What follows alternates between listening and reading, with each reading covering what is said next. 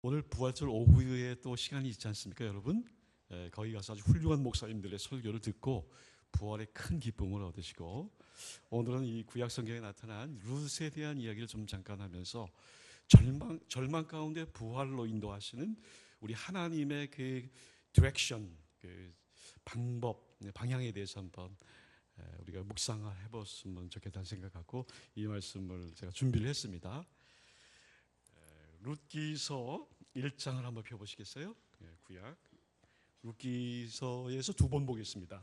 1장 1절에서 5절까지 한번 보고요. 그다음에 4장으로 또 넘어가겠습니다.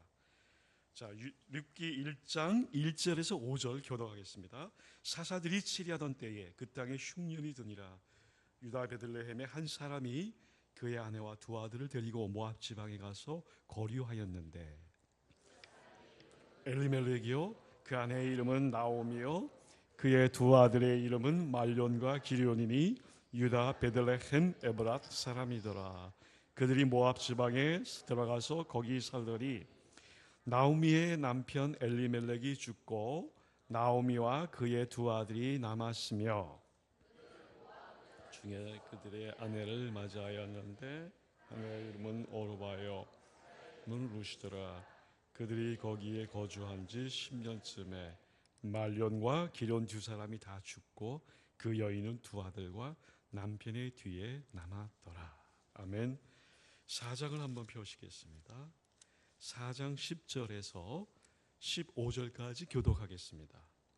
또 말론의 아내 모압 여인 룻을 사서 나의 아내로 맞이하고 그 죽은 자의 기업을 그의 이름으로 세워 그의 이름이 그의 형제 중과 그곳 성문에서 끊어지지 아니하게 하매 너희가 오늘 증인이 되었느니라 하니 성문에 있는 모든 백성과 장로들이 이르되 우리가 증인이 되나니 여호와께서 내 집으로 들어가는 여인으로 이스라엘의 집을 세운 라헬과 레와 두 사람과 같게 하시고 내가 에브라스에서 유력하고 베들레헴에서 유명하게 하시기를 원하며 여호와께서 이 젊은 여자로 말미암아 내게 상속자를 주사 내 집이 다말리 유다에게 낳아준 베레스의 집과 같게 하시기를 원하노라 하니라.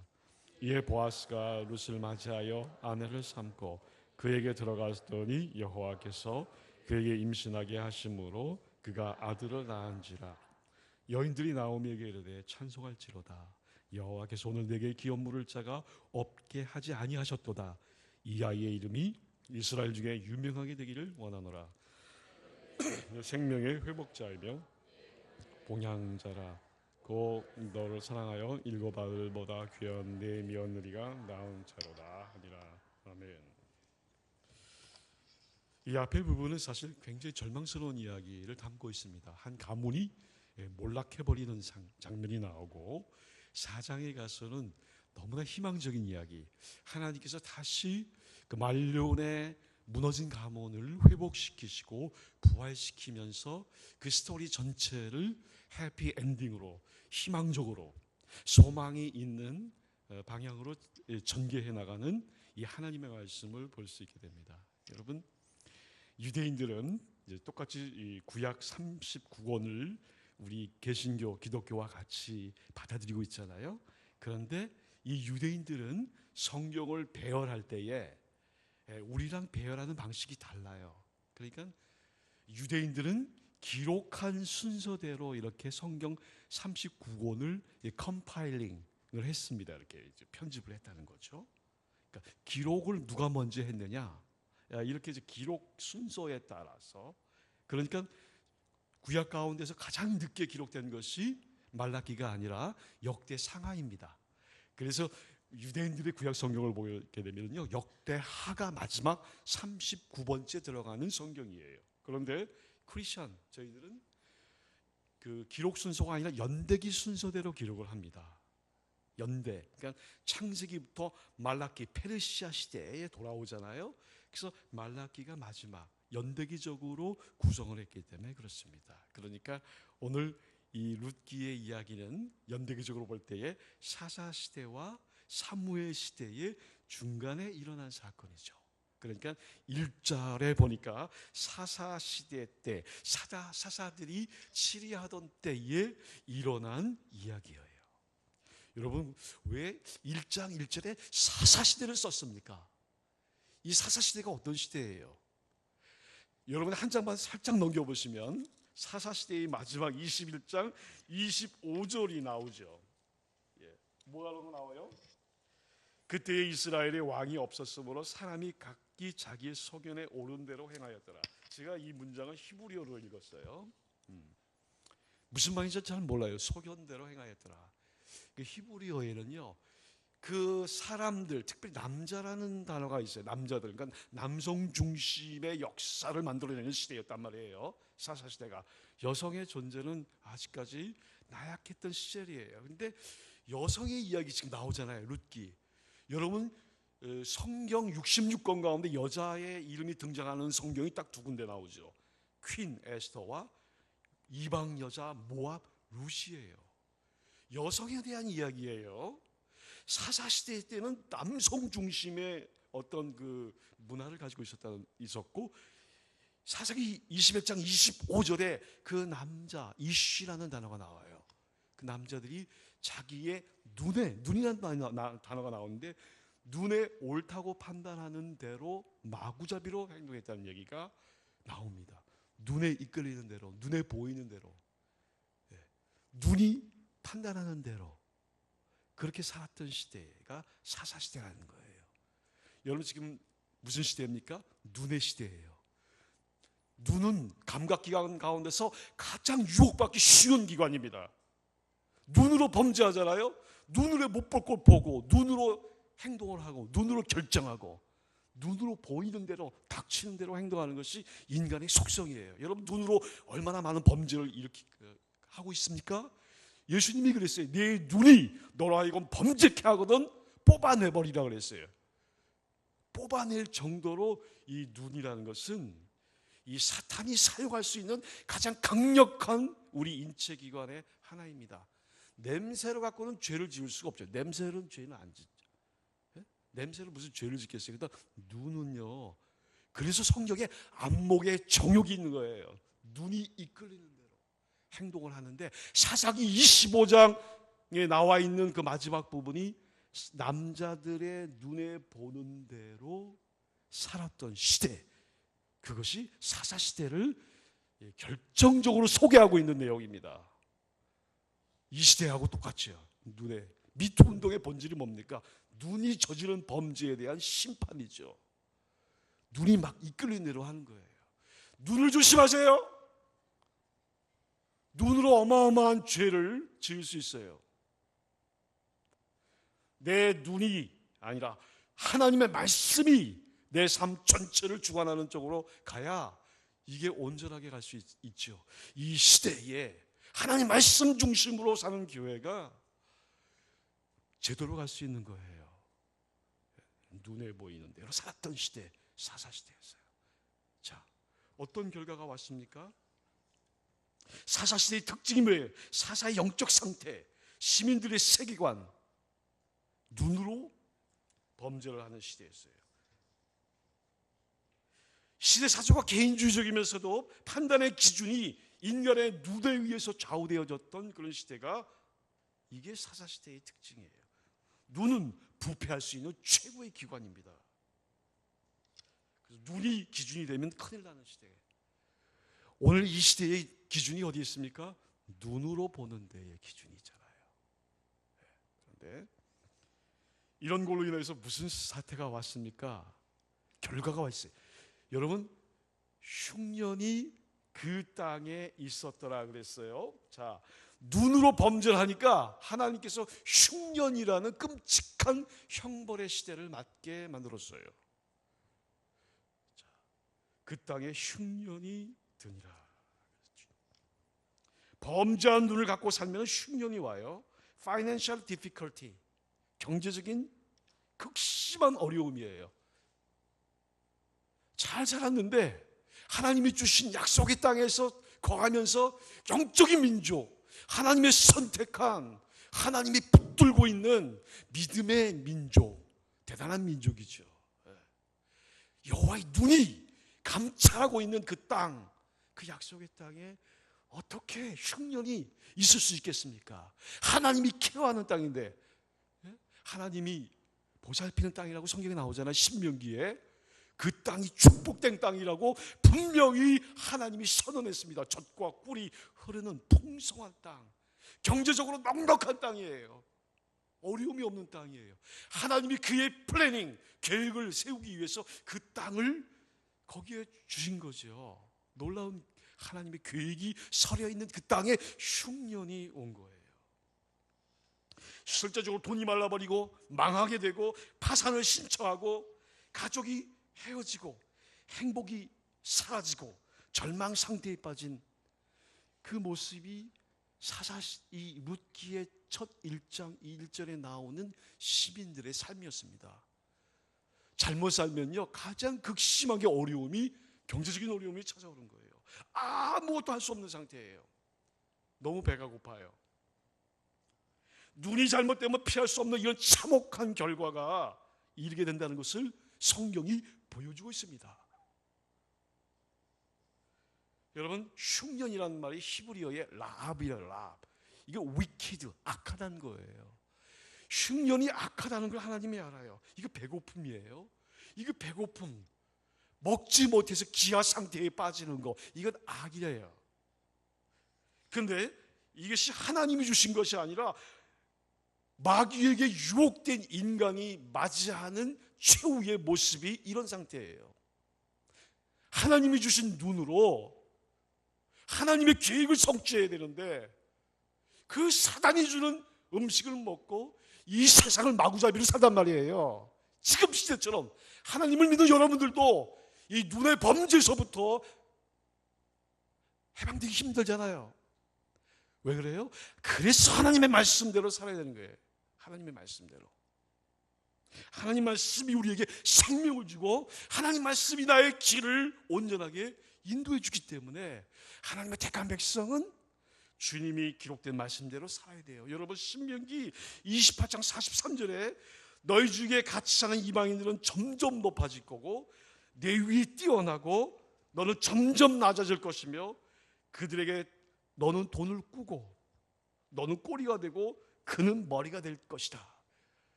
여러분, 우리 지금 이방인들이 대한민국에 참 많잖아요. 거의 한 200만 명이 살고 있다고 그러는데 지금 아이를 낳지 않으니까요, 이제는 더 많은 이민자들을 동남아에서 받아야 된대요. 동남아 이민자들이 지금 코리안 드림을 갖고 지금 막 오잖아요. 예? 그런데 오늘 성경 말씀 보니까 이방인들은 베트남 사람, 태국 사람이 점점 높아지고 우리 한국 사람은 점점 낮아질 것이며, 이런 말씀 들으면 기분이 어때요? 상쾌하지 않죠. 그들에게 돈을 꾸고, 돈을 빌려줘야 되는데 돈을 꾸고 너는 꼬리가 되고 그들은 머리가 될 것이다. 이게 하나님의 주권을 가지고 있는 사람이 이런 방식이 된다 그러면 어떻게 되겠어요? 너무나 이게 진짜 너무나 비참한 삶이겠죠. 근데 말씀이 그렇게 말하고 있어요. 58절에 여호와께서 네 재앙과 네 자손의 재앙을 극렬하게 하시고 그 재앙이 크고 오래고 그 질병이 중하고 오래 갈 것이다. 여기서 말하는 재앙은요, 플래기우스, 복수 형태로 나와요. 이게 흉년이에요. 흉년. 플래그라는 것은 재앙은. 그러니까 경제적인 곤란 시대가 크고 계속될 것이다. 이렇게 말하고 절망적인 거죠. 여러분,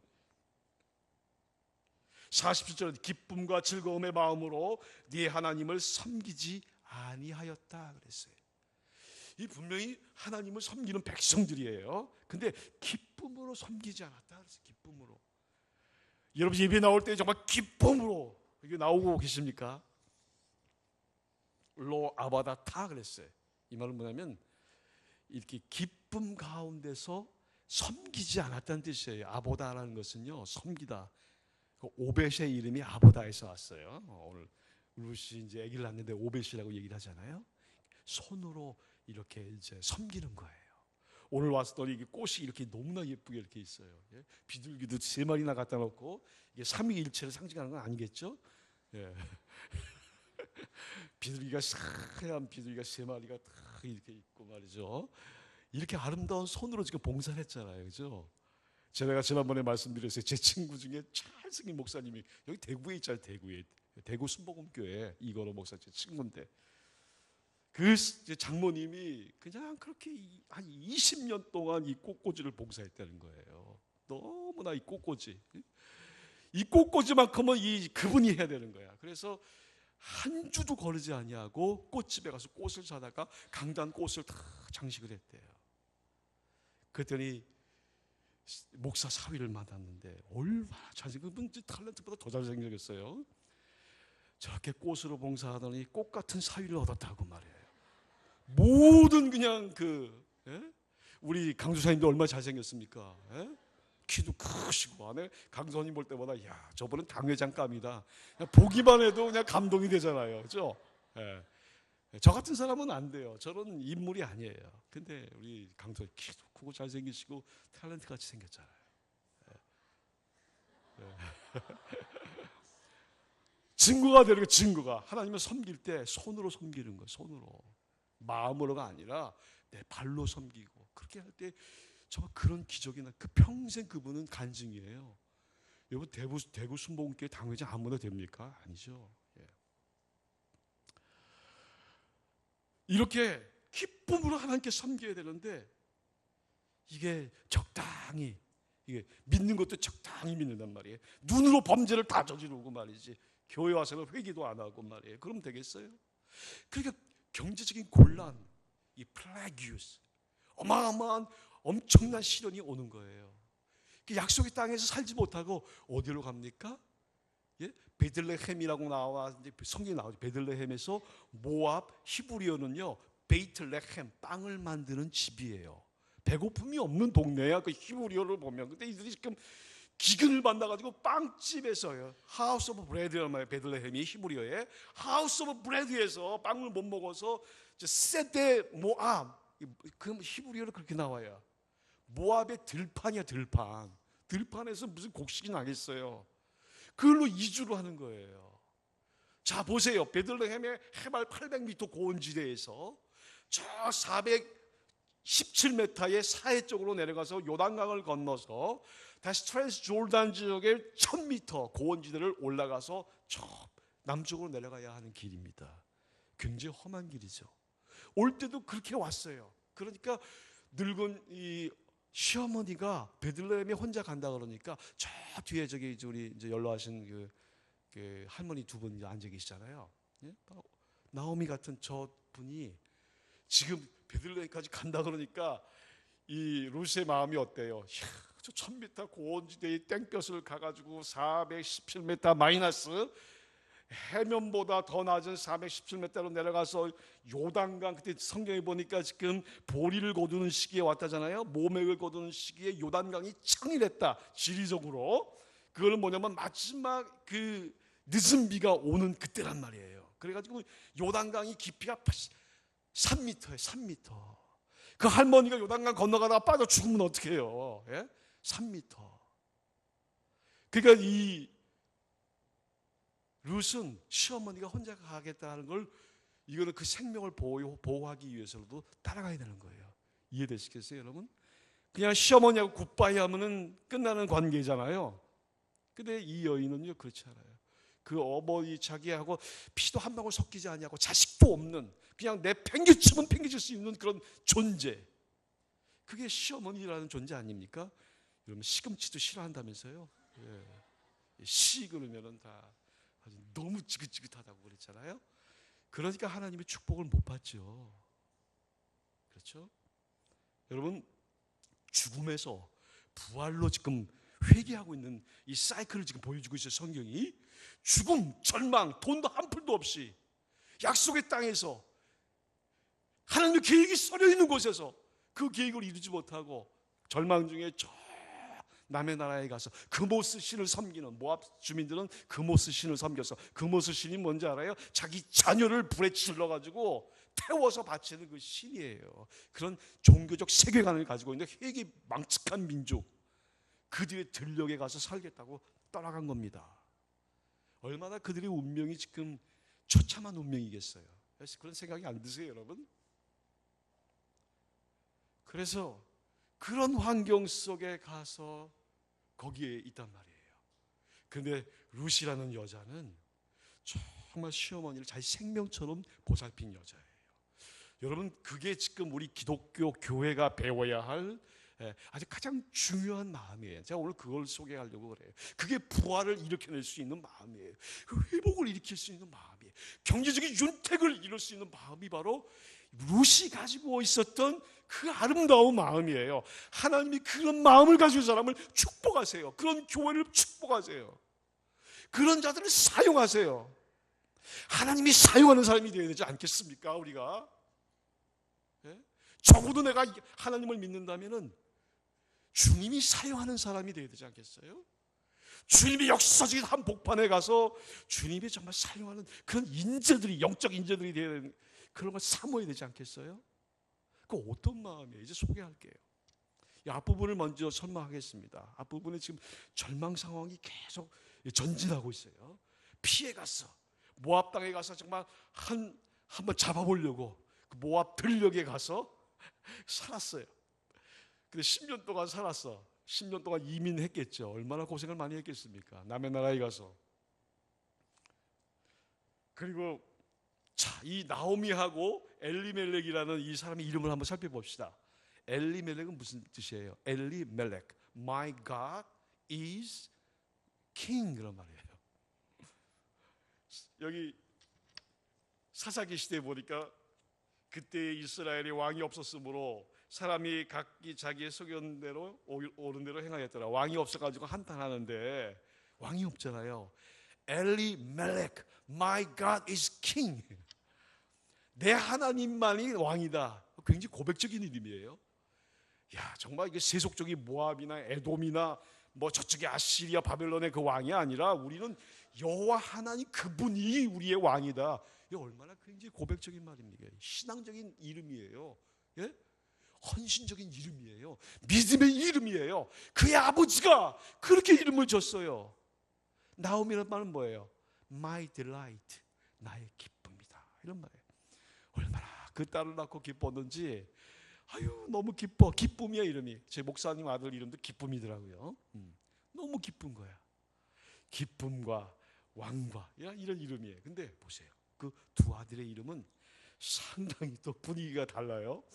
말론과 기련인데, 말론이라는 뜻이 무슨 뜻이냐면은 이게 말론이 아주 상당히 안 좋은 이름이에요. 이게 말론의 이름이라는 것은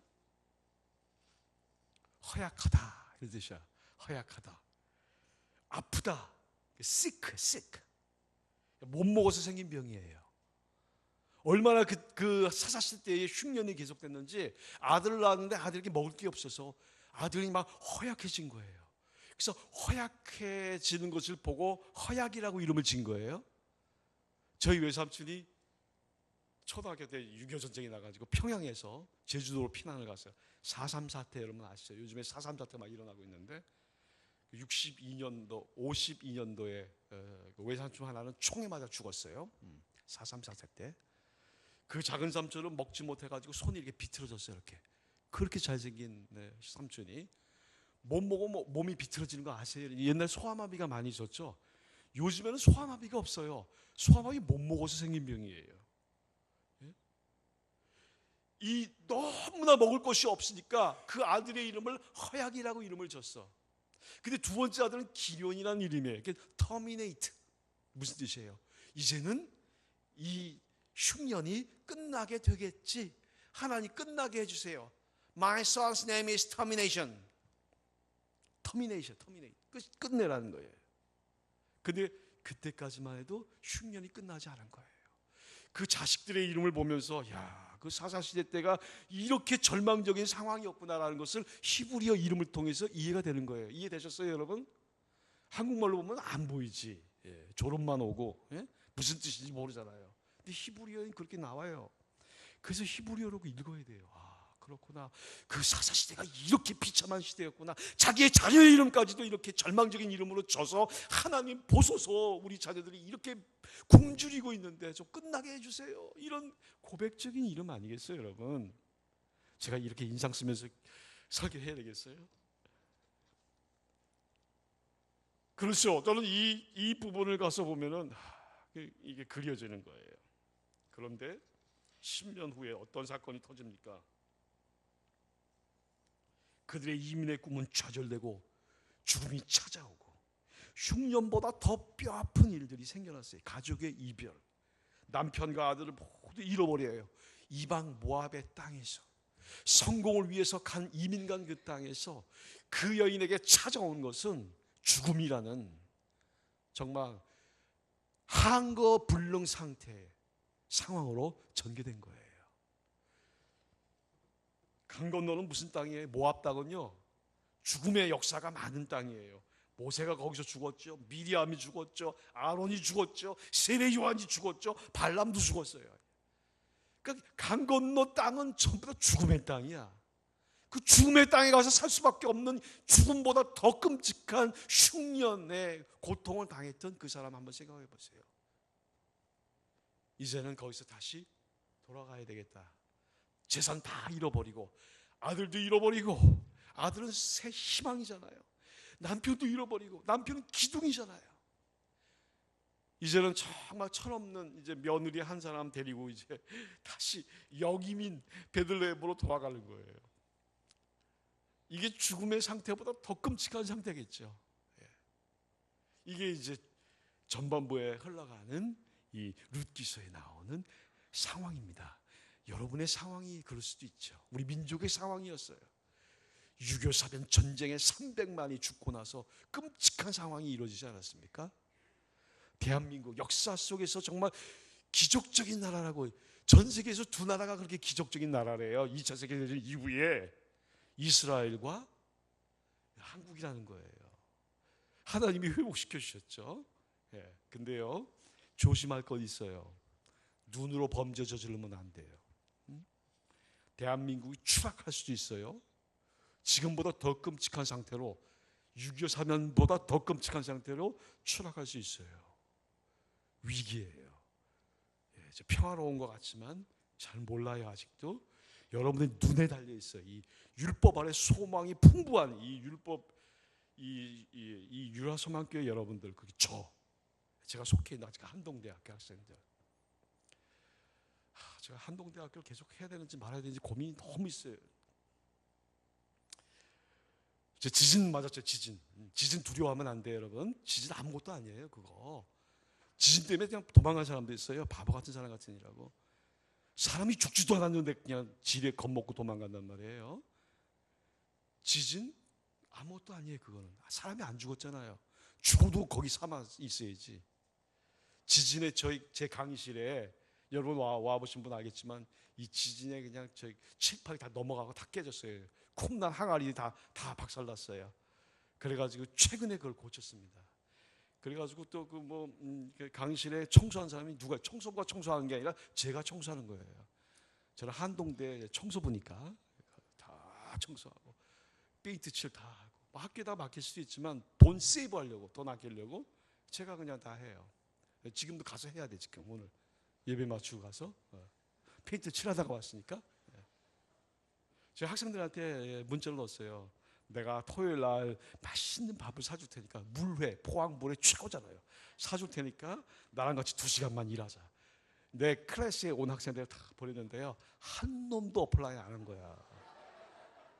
너무 절망에 빠져가지고 제 아내하고 저하고, 제 아내가 또 데려온 여학생 3명하고 어저께 일을 했는데요, 맛있는 물회는 사줬어. 도대체 이 대학생들이 어떻게 여러분의 자녀를 키웠는지요. 이 허약이들을 다 만들어놨어.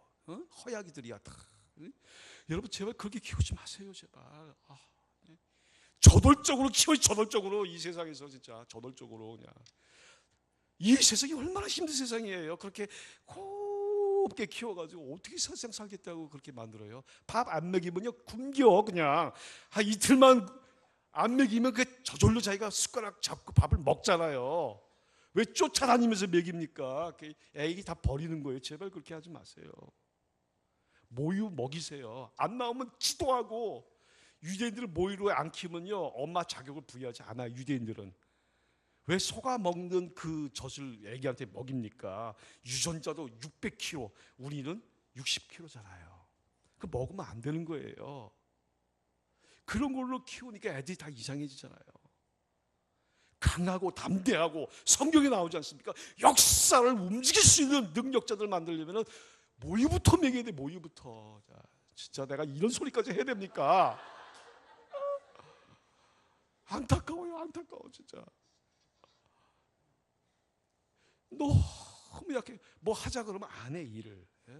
그래서 Why not change the world잖아요. 우리 한동대학교가 Why not change the world. Why not change your toilet. 그래서 내가 화장실부터 바꾸라고. 화장실 저 화장실 청소도 해요. 냄새 나니까. 몸으로 뛰어야 되지 않게 몸으로 할 줄 알아야지. 몸으로. 머리로 일합니까? 아니에요. 주여. 근데 보세요. 우리 이제 다 망했잖아요. 망했지만 돌아왔다는 게 소망이 있는 거예요. 하나님 앞에 돌아오잖아요. 돌아왔다 회심한 거죠. 하나님이 다시 그 돌아온 노아무에게 새로운 부활의 역사를 지금 만들어내고 있어요. 근데 부활의 주체자가 될 수 있는 모압 여자 룻이라는 여자가 같이 와서 룻을 통해서 회복의 역사가 일어나는데, 이 1장 8절에 한번 보세요. 뭐라고 써 있어요? 1장 8절은 뭐라고 써 있어요? 예, 다 같이 읽어봅시다. 시작. 나오미가 두 며느리에게 이르되 너희는 각각 저희 어머니 집으로 돌아가라. 너희가 죽은 자들과 나를 선대한 것 같이 여호와께서 너희를 선대하기를 원하며. 이 룻의 여인에 대한 태도가 나오죠. 자기 죽은 남편에게도 선대하고 나오미한테도 선대를 했어요. 선대가 무슨 뜻이에요? 선대가 뭐예요? 뭐 그 말 그대로 착하게 대했다 이 말이겠죠? 히브리어는 헤세드예요. 헤세드. 헤세드는 무슨 뜻이냐면은 무조건적인 사랑. 이건 아시죠, 여러분? 무조건적인 사랑.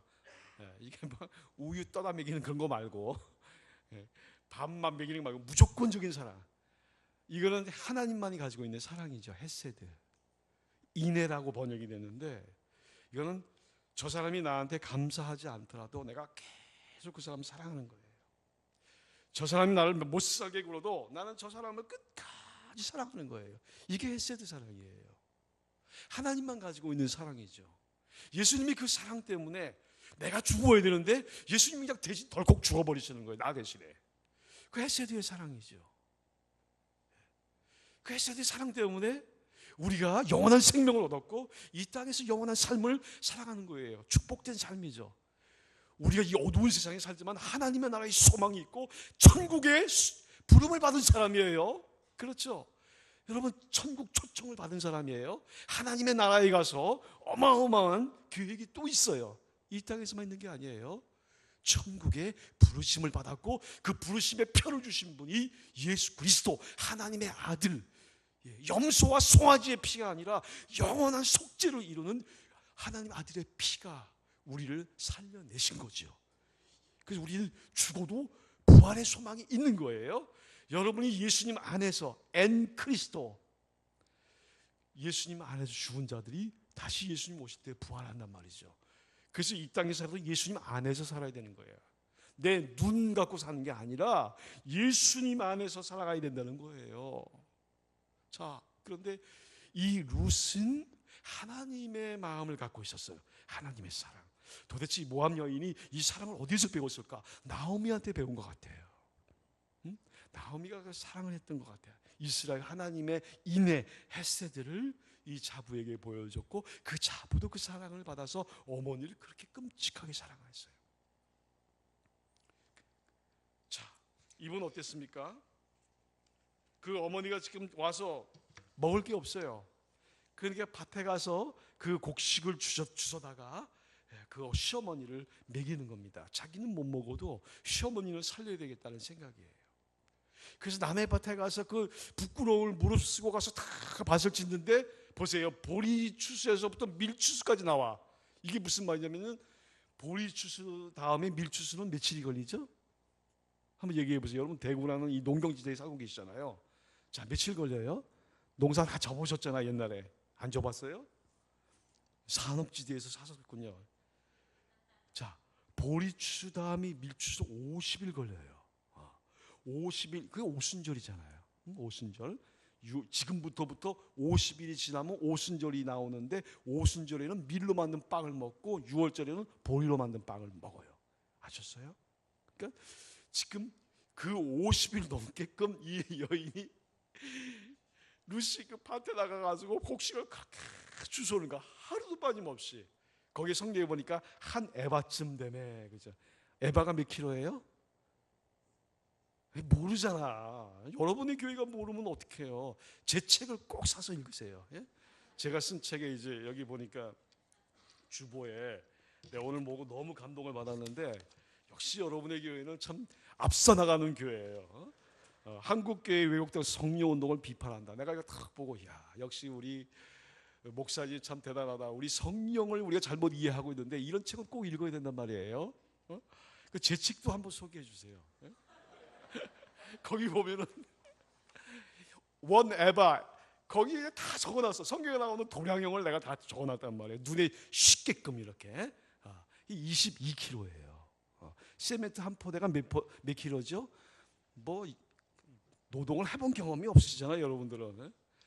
예, 20kg예요. 예? 가서 이제 노동 현장에 가서 일하면 세멘트 2포대씩 들고 날르죠. 저는 20대 때 그 2포대씩 들고 날려가 40kg 정도 들고 날라 뛰어다녔어요, 이렇게. 젊었을 때는 힘이 넘치잖아요. 그 정도 시멘트가 무거워요, 여러분. 한번 들어보세요. 무거워, 돌덩어리잖아요. 그 여인이 22kg를 이렇게 해가지고 그걸 갖다가 한 에바쯤 되더라. 그걸 갖다가 그거 뭐 하루 종일 먹겠습니까? 하루에 그거 차곡차곡 쌓아가지고 그 돈으로 팔아가지고 이제 뭐 비즈니스를 좀 구상했겠죠. 근데 22kg의 이삭을 주울 정도니까 얼마나 열심히 일을 했겠어요. 그 어머니를 위해서. 그 하나님께서 그 마음을 보시는 거예요. 너무나 아름다운 마음이 이제 나오는데, 자, 룻기서 4장에 가서 보면은 그 중간에 헤세드가 2번 나옵니다. 너희 처음 이내가 나중 이내가 처음 이내보다 더하다, 이렇게 얘기를 했어요. 그러니까 이 룻이라는 여인은 끝까지 하나님의 헤세드를 가지고 있었던 사람이었어요. 끝까지. 조금이라도 뭐 여러분 불편하게 하면 그냥 팽 치고 이런 게 아니라 정말 내가 그 하나님의 사랑을 가지고 있었단 말이에요. 그러니까 어떤 일이 벌어집니까? 중간에 보면요, 보아스가 감동을 해요. 근데 보아스는 어떤 사람인지 아세요, 여러분? 이시 기볼, 이시 하일 이렇게 썼어요. 이시 기볼은 뭐냐면 굉장히 이렇게 부유한. 그러니까 이제 이시 하일 그러면은요, 이 하일이라는 것이 막강하다는 뜻이에요. 그러니까 이 사람의 성품이 굉장히 이렇게 직선적이면서 사람을 잘 매니징하는 사람에다가 부유한 사람이었어요. 그 땅을 갖다가 큰 땅을 경작하고 있었잖아요. 그 사람의 마음 속에 이 여인이 탁 들어온 겁니다. 그러니까 사람의 마음을 이렇게 움직이는 거는요, 헤세드의 마음이에요. 그 여인이 어떻게 생겼는지 몰라요. 다 얼굴 다 가리고 다니니까. 그러나 그 여인에 대한 그 헤세드의 마음이 이 퍼져나가는 거예요. 다 퍼져나가는 거예요, 주변에. 그래가지고 보아스의 마음을 움직이기 시작하는 거죠. 이거 너무나 중요하지 않습니까, 여러분? 여러분의 그 자녀도 있고 여기 결혼 안 하신 분들도 계시는데 어떤 사위를 만나야 될까 막 고민하는 그런 분이 계실 거예요. 어떤 며느리를 만나야 내가 시어머니로서의 이렇게 참 대접을 받고 살까? 기도 제목 아닙니까? 근데요, 그거보다 더 중요한 것은 룻의 마음을 갖는 거예요. 룻같이 그런 마음을 가지면 하나님이 보내셔요. 하나님이 파송하세요. 여러분 그거 아세요? 하나님 파송하세요. 전 저희 아버지가 산동네에서 목회했던 분이에요. 50명도 안 되는, 이거 절반만한 교회 안에서 그 목회하신 분이에요. 무슨 비전이 있습니까? 아무것도 없는 동네에, 산동네 문 빌리지에는 그냥 가난한 사람만 다 와서 살잖아요. 제가 지난번에 설명했잖아요. 근데 하나님은 중심을 보시기 때문에 그래서 사람을 파송해요. 사람을 보내는 거예요. 예? 그러니까 어마어마한 일들이 일어나요. 어떻게 사람이 사람을 고를 수 있습니까? 안 됩니다. 하나님이 보내셔야 되는 거예요. 하나님이 보내셔야 돼요. 저는 그걸 경험한 사람이기 때문에 얼마든지 말씀드릴 수가 있어요. 하나님의 움직이는 손을 움직여야 되는데 우리는 역사를 움직이는 하나님의 손을 움직이려고 하는 것이 아닌 근본적인 것을 움직일 줄 알아야 되는데 이 근본을 건드리지 못하는 믿음의 사람이 됐단 말이에요. 진정한 신앙인은 뭡니까? 우리 아버지의 마음을 움직이는 사람이 되어야 되겠죠. 아버지의 마음. 여기에 그 헤세디의 사랑을 보고 이 룻이 어떻게 이 변화가 됩니까? 이 룻을 한번 살펴보세요. 이 여인은 무명의 여인이, 이방 여자야, 남편이 없는 여자, 가난한 여자, 직업이 없는 여자, 자유롭지 못한 여자, 시어머니를 모셔야 되고 그분을 책임져야 하는 여자, 인간적으로 볼 때 인기가 하나도 없는 여자예요. 이런 사람 결혼 대상자가 될 수 있겠습니까? 흠이 있는 사람이죠. 이스라엘 공동체 속에서는. 어떻게 결혼의 대상이 될 수 있겠어요? 룻, 아무런 아무것도 없죠. 모아놓은 돈도 없잖아요. 요즘에는 돈 많은 과부가 인기라고 그 눈을 밝히는 남자들이 그런 얘기를 하더라고요. 잘못된 판단이죠. 예, 그게 부정확한 거예요. 온전하지 못한 거예요. 그런데 룻처럼 더한 악조건이 없는 이런 악조건의 여성이 어떻게 메시아의 라인에 들어올 수 있었을까? 이것도 더 기가 막힌 일이죠. 더 놀라운 사건이죠. 무조건적인 사랑, 헤세드의 사랑을 가지고 있는 사람은 누구든지 하나님의 역사에 반열에 설 수 있다는 것을 약속으로 보여주는 거예요. 그래서 헤세드의 마음을 품는 것이요, 배우는 것이요, 갖는 것이요, 구하는 것이 필요한 거예요. 하나님 나에게 룻 같은 헤세드의 마음을 주세요. 이게 우리의 기도 제목입니다. 그래야 부활의 역사가 나오는 거잖아요. 하나님만이 할 수 있는 이 사랑을 룻이 가지고 있었어요.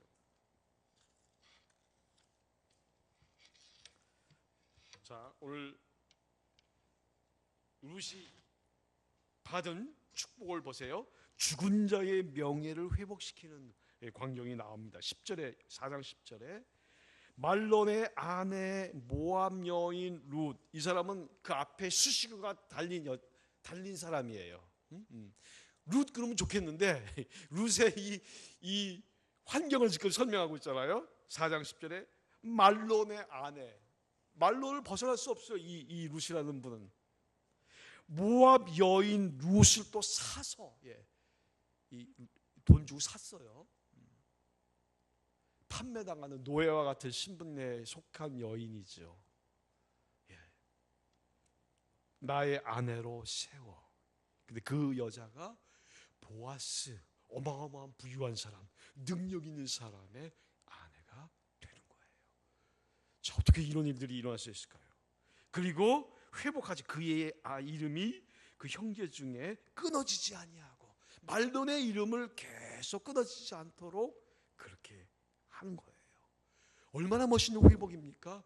완전히 무너졌던 가문이, 사라진 가문이 그 한 여인의 헤세드의 사랑을 인해서 다 부활하고 봉환하고 예전보다 더 엄청난 은혜의 환경으로 변화되는 것을 볼 수 있어요. 우리가 증인이 되나니, 거기에 성문에 있었던 사람이 다 그 일에 증인, 어떤 문제가 있어도 다 서포팅 해줄 수 있는 그러한 일들이 이제 그 안에서 일어나는 것이죠. 그러면서 라헬과 레아, 이스라엘 12지파를 세웠던 그 두 여자, 지금도 유대인들은요 자기 딸을 축복할 때 너는 이스라엘을 세운 라헬과 레아 같기를 원한다 하고 아버지가 그 딸들을 그렇게 축복합니다. 결혼식에서도 그렇게 축복합니다. 그러니까 이스라엘 가문을 세웠던. 근데 어떻게 모압 여자가 이스라엘 가문을 세울 수 있습니까? 그런데 보세요. 그 모압 여자가 다윗 왕관을 세우지 않습니까? 다윗 왕조, 이스라엘 역사 속에서 골든 에이지, 황금 시대를 만들어온 다윗 왕이 이 모압 여자 룻에 의해서 태어난 가문이에요. 얼마나 하나님이 하시는 일이 기가 막히십니까? 이스라엘이 그 당시 유력자들이 얼마나 많이 있겠어요? 어떻게 정말 가문이 훌륭하고 빼어난 자들, 돈 많은 사람, 이런 출중한 인물들이 많이 있었을 거예요.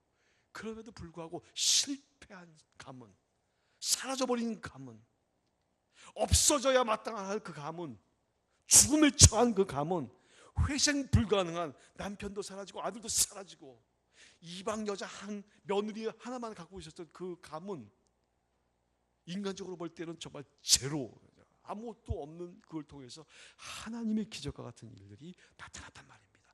여러분, 이것이 하나님의 일이고 하나님의 지금도 오늘 이 시대에도 하나님이 하시고 싶어하는 일이 바로 이런 일이에요.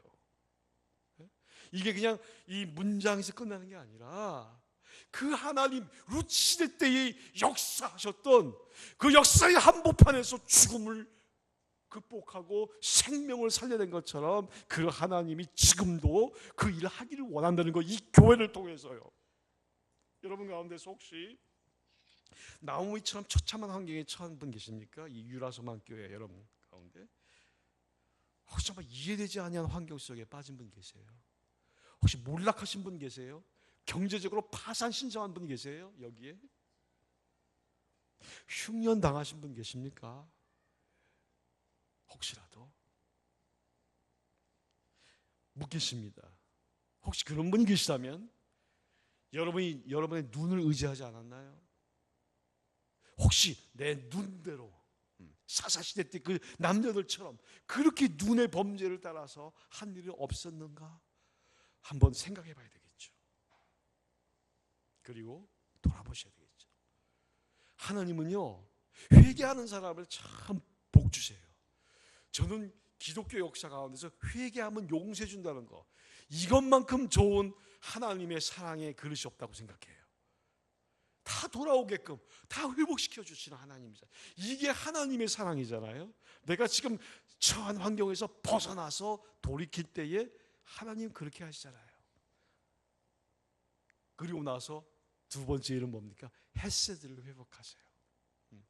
교회에 오셔서 말씀을 읽어가면서 하나님의 사랑을 다시 한번 내 마음속에 부으시고, 나는 이제 그렇게 살아야 되겠다. 모압 여인 이 룻이 바라봤던 내 시어머니, 까다롭고 불편한 그 사람이라도 할지라도 내가 저분을 위해서 최대한 하나님의 사랑으로 섬겨야 되겠다. 여러분 여기 결혼하신 분, 안 하신 분 계시잖아요. 또 하신 분 계시고, 시어머님이 때문에 고통당하시는 분 여기 계십니까? 제가 한마디만 할게요. 제 아내를 한번 나중에 초청해서 한번 들어보세요. 제 아내가 사랑학을 지금 강의를 하는데 이런 분이 계세요. 시어머니하고 며느리하고 너무너무 갈등이 컸어요. 너무 진짜 저희 만날 때마다 시어머니 욕을 하는 거예요, 이 며느리가. 듣기가 굉장히 거북한데, 그래서 강의를 들었어요. 근데 강의가 듣고 나서 완전히 다 회복이 됐어요. 왜 회복이 된지 아세요? 이 시어머니는 사랑의 언어가 선물이에요. 선물 아세요? 선물인 사람은 연필 한 장만 줘도 그 연필 보고 너무 감동을 하는 거예요. 예? 근데 며느리의 사랑의 언어는 함께하는 시간이에요. 그러니까 이 며느리는 시어머니한테 가면은 어머니 어디 가서 우리 먹으러 갑시다. 먹는 거 좋아하는 분 다 함께하는 시간이에요. 맛있는 데 먹으러 가는 거예요. 그러니까 며느리는 시어머니 찾아갈 때에 그냥 가면은 시어머니가 항상 뭐라고 얘기하냐면, 너는 어떻게 나한테 왔는데 뭐 하나 들고 온 것도 없냐? 야, 누구 며느리는 오늘 뭐 명태 한 조각 갖고 왔는데 너는 그거 하나도 없냐? 컴플레인 하는 거예요. 그러니까 이 며느리가 있다가, 아니 저분은 어른이 돼가지고 무슨 요만한 선물을 애들처럼 저렇게 철딱서니 없이, 저한테 그러더라고요. 철딱서니가 없다고 그래요. 시어머니한테 철딱서니 없이 저런 걸 원할까? 이해가 안 된다는 거예요. 그리고 나랑 같이 좀 시간을 같이 가서 먹으려고 그러면 잘 먹지도 않고 대화도 잘 안 하고, 난 시어머니하고 말하고 싶은데 말도 안 하고 뾰루퉁해 있고, 그러니까 거기서부터 미움이 증폭되기 시작한 거예요. 그래가지고 완전히 두 개체가 이제는 원수가 돼버렸어요. 그런데 어떻게 해결됐어요? 시어머니니까 선본이니까 갈 때마다 뭐 하나씩 가져가는 거예요. 그 시어머니가 너무 기뻐가지고 우리 며느리가 변화됐네 해가지고 그때부터 마음의 문을 열기 시작하고, 또 이 며느리가 시어머니가 함께하는 시간이 아니고 선물이라는 거 아니까 계속 선물을 주면서 마음이 열리면서 이해하게 된 거예요. 그리고 시어머니도 이제 며느리랑 같이 이렇게 마음을 터놓고 같이 대화하는 환경이 된 거예요. 그래서 이 놀라운 변화가 일어나게 된 거죠. 말씀 정리할게요. 자, 오늘 이 룻의 이 마음속에 이 본질적인 해답이 있는 거예요. 그 헤세드의 사랑, 상대방에 맞춰주는 하나님의 사랑이죠. 무조건적인 사랑이죠. 이것을 가지고 있을 때는요, 모든 걸 변화시킬 수 있는 그 하나님의 앤서가 임하는 거예요. 그래서 오늘 뉴스를 통해서 한 가지 룻이 가졌던 너희 처음 인애가 나중에 인애보다 더하도다. 그 처음의 헤세드가 나중에 베푼 이 헤세드보다 더하도다.